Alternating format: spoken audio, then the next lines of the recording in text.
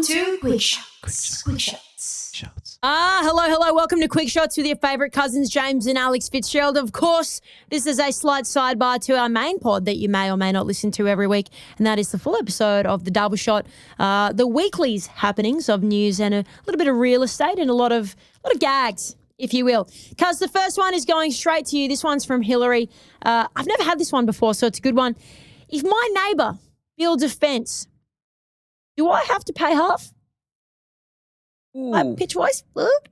Yeah, I'm going to say that I don't know the rules and regulations in every state, but I know most states have what they call a good neighbour policy.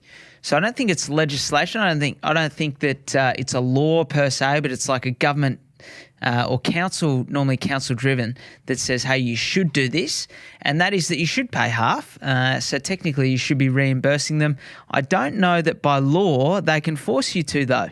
But what I would say, Hillary, is that you probably should do the right thing and go halves. The only caveat I'll put on that is to say that they really should be consulting you before they go and do it, because Absolutely. What if they build a fence that you don't want? That would not be great. Made of gold. Yeah, correct.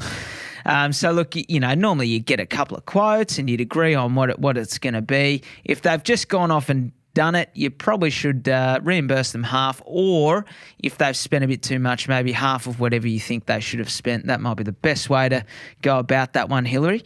But yeah, good question. I'll give you this one. Shane would like to know, and this is a very interesting question. What kind of property can you buy in super? Not should you, but what kind of property can you buy in super? Yeah. So there are some regulations around what you can buy if you are borrowing. Now, look, I'm not a financial planner in any regard, so consider this general. But essentially, you have to buy you have to settle on an income-producing asset if you are borrowing. So in most cases in your self-managed super fund, if you've got enough money, you can use 70% of that to buy a property, and the balance 30%. You can use 30% of that plus your costs to buy the property, and the bank will lend you up to 70%. But you cannot settle unless it's an income-producing asset. So what I'm saying there is it effectively has to be an established property. It has to be built. It has to be ready to get income stream from your rent. Now, there are scenarios where you might be able to sign a contract, pay 10%, and then you wait for that house or townhouse or whatever it may be to be built. And then when it's completed, you actually settle on the finished product. That is a way to do it. Alternatively, you can buy an established property, which is a bit older. Of course, there are some risks that come with that. But essentially, it has to be an income-producing asset unless you've got a substantial amount of cash in your self-managed super fund.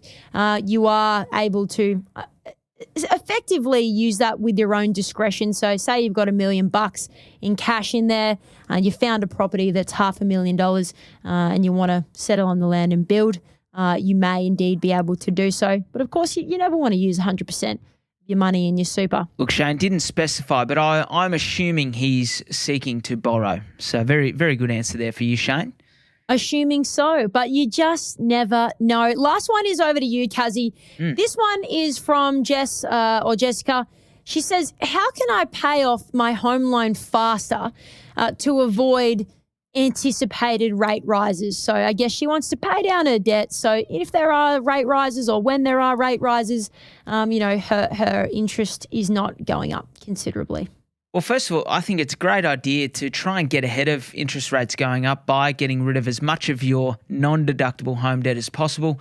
4 ways, really, the main ways. Number 1 is to reduce your interest rate, because the lower the percentage of each repayment that's covered as interest, the quicker you're going to pay off the home loan.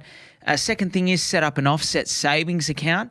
That way you can put any savings that you've got can actually offset the amount of interest that you get charged on your outstanding loan balance. If you've got 400,000 owing, you got 200,000 in an offset account, you only pay the interest on the balance 200,000. A third way is there are tricky little systems like paying your mortgage weekly that you can do, and getting your rent paid weekly if you're a property investor. That is a way to accelerate the repayment of your mortgage. And then the last one would be if you are an investor as well as having a mortgage on your own home, make sure that your investment loans are interest only and that your principal and interest is only ticking away on your home loan, so that every bit of savings that you've got goes into the offset and or paying down that home loan ahead of time. Jess, they're the main ones. There might be others, but they're the big ones I can think of. Very funky, Cuz, and very much well answered.